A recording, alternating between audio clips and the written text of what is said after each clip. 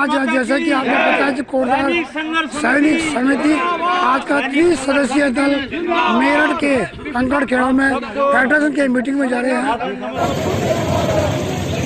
संघर्ष कमेटी जिंदाबाद, सैनिक एकता जिंदाबाद, सैनिक एकता जिंदाबाद। ಈ ಬರುನ್ನ 25 അങ്ങ് വടക്ക് ദില്ലിയിലായി, അങ്ങ് വടക്ക് ദില്ലിയിലായി। नमस्कार, जय हिंद, वंदे मातरम, भारत माता की जय। विजय पथ में आप सभी का एक बार फिर से स्वागत।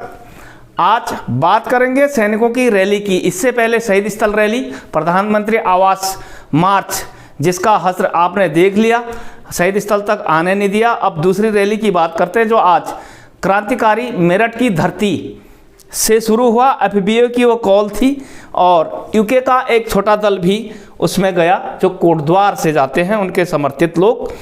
आज की रैली का गवर्नमेंट पर कोई प्रभाव पड़ेगा या नहीं पड़ेगा? अभी तक जो दो बड़े दल, जो सबका संघर्ष समिति जो जंतर मंतर पर रहती है और एक वॉइस ऑफ एक्समैन सोसाइटी, 20 तारीख और 12 मार्च की दो बड़े दल थे।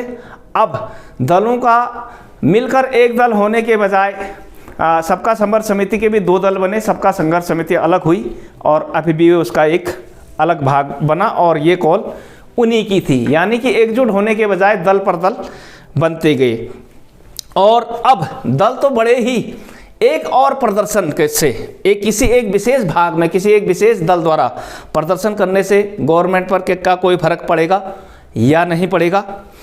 तो क्योंकि गवर्नमेंट की जो LIU लोकल इंटेलिजेंस यूनिट होती हैं वो आंकड़ों के आधार पर रिपोर्ट देती हैं।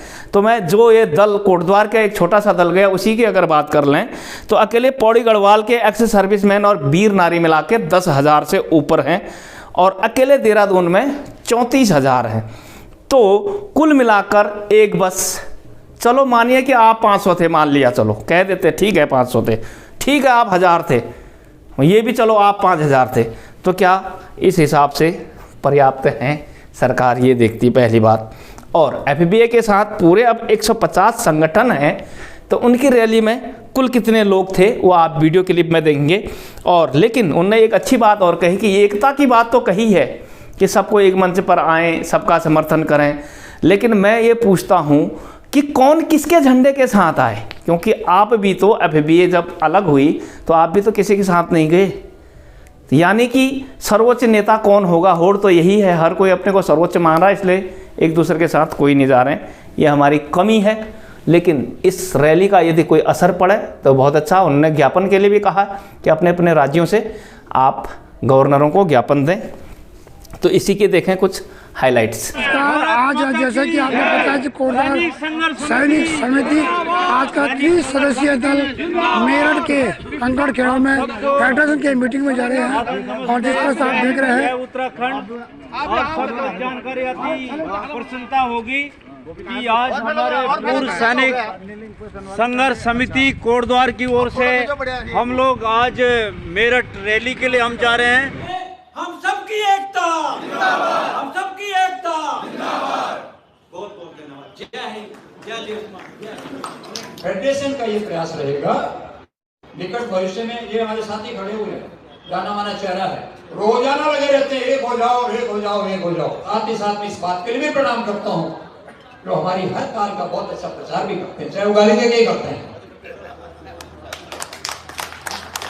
कि फेडरेशन ने निर्णय लिया है कि अगले हफ्ते, कल से जो हफ्ता शुरू हो रहा है, इसके अंदर सुविधाजनक जो भी जगह है, खास करके अलग अलग जो राज्यों की राजधानी के ऊपर जो संगठन सक्रिय हैं, उनको ज्ञापन का कॉपी मैंने 2 दिन पहले डाल दिया ग्रुप के अंदर। वो ज्ञापन को प्रिंट करे, नीचे अपने संगठन का नाम लिखे और गवर्नर साहब के पास से 5 आदमी जाकर के हमारी मांगों के समाधान का ज्ञापन देकर के आए। अब थोड़ी बात करेंगे जंतर मंतर पार्टी सबका संघर्ष कमेटी जो 25 तारीख को रेल रोको अभियान करने जा रही है। एक टीम उनकी केरला से आ रही है, शायद मोहन रंगारन जी का रंग ले आया, अच्छा प्रयास माना जाएगा। लेकिन यहाँ पर भी मैं कहूँगा कि केरला के पूर्व सैनिक कितने आते हैं आप वीडियो में देखिए, दिल्ली में भी देख लेना। 1,55,690 करीब पूर्व सैनिक वहाँ पर भी हैं। 1,55,690 कह रहा हूँ, उनमें से 690 भी आ जाते हैं तो मान लेते हैं कि ठीक है, रैली एक संतोषजनक है, नहीं है तो। और यदि उनमें वीर नारी उस इलाके की मिला दी जाए तो वो जाते हैं 1,77,000, यानी 1,80,000 करीब मान लीजिए पूर्व सैनिक। तो आते कितने हैं?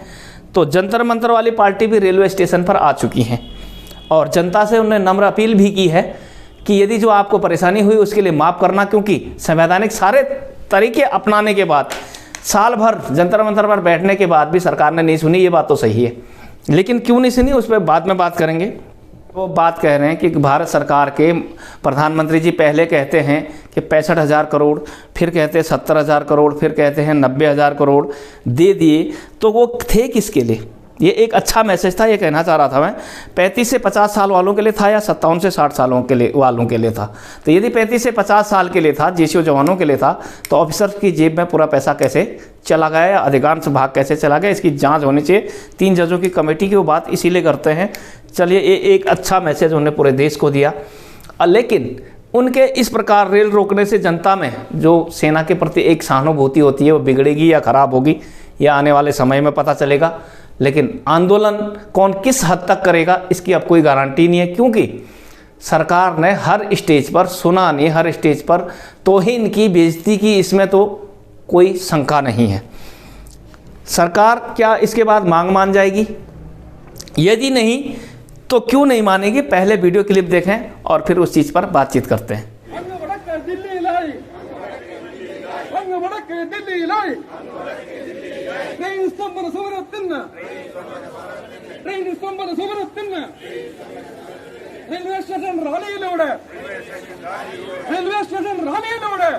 संवैधानिक तरीके से हमने हर एक तरह के हथकंडे बना के देख लिए हैं और सरकारें नहीं झुकी। अभी 25 नवंबर को हमने कॉल दिया है, हम ट्रेनें रोकेंगे, लेकिन फिर भी हम पूरे देश की आम नागरिक से इस चीज़ का माफ़ी मांग। जैसे कि हमारे प्रधानमंत्री जी बोलते हैं कि 65,000 करोड़ दे दिया, 17, इनका अभी भी जो ये पेट नहीं भरा है, लेकिन हम बोलते हैं दिया सरकार ने, खजाने से पैसा दिया है, हमारी पब्लिक का जो पैसा है, जो इनकम टैक्स पे ही पैसा वो दिया हमारे को, उसके लिए हम प्रधानमंत्री का शुक्रगुजार करते हैं। लेकिन हम ये भी पूछना चाहते हैं कि वो 70,000 करोड़ गया कहाँ, किनकी जेब में गया? वो उनकी जेब में गया जिनको नहीं बंदरवाट भी नहीं बोलेंगे, ये उनकी जेब में गया जिनको एक्चुअली 1 रैंक 1 पैसा मिलना ही नहीं चाहिए था। सरकार गुमराह कर रहा है, जो दिया नहीं है तो वो चीज को बार बार बताता है, लेकिन अगर दी है तो फिर जुडिशरी कमेटी देने में क्या दिक्कत है? तो जुडिशरी कमेटी ना देना और हर जगह पर हमारा माननीय प्रधानमंत्री जी ने जो घोषणा करना, इसी को पर कुछ ना कुछ है प्रॉब्लम। इसलिए हम बता रहा हूँ, वरिष्ठ पूर्व सैनिक अधिकारियों का बात सुन के अगर हमारा सरकार ऐसे करता है तो उसी के लिए बहुत बड़ा इंजाम भुगतना पड़ेगा। 25 तारीख को हम रेल रोको आंदोलन के लिए मेमोरेंडम दिया है, उस मेमोरेंडम को ऊपर विचार करिए, जल्दी से निर्णय ले लीजिए, जो कि ये शोभा नहीं देता है। देश का सुरक्षा व्यवस्था ऊपर रहना चाहिए, जो कि हम लोगों का शरीर में भी एक टाइम पर वर्जित है। इसलिए हम हमेशा चाहता है हमारा सुरक्षा व्यवस्था ही आगे बढ़ना चाहिए। इसका मतलब ये नहीं है जो हमें मजबूर करे। जय। तो सबसे पहले आंकड़े देखते हैं कि 3 स्टेट ओरिएंटेड यदि मैं कहूँ जो 25 तारीख को होगा उनकी बात कर रहा हूँ, पंजाब, राजस्थान, हरियाणा के मैक्सिमम लोग।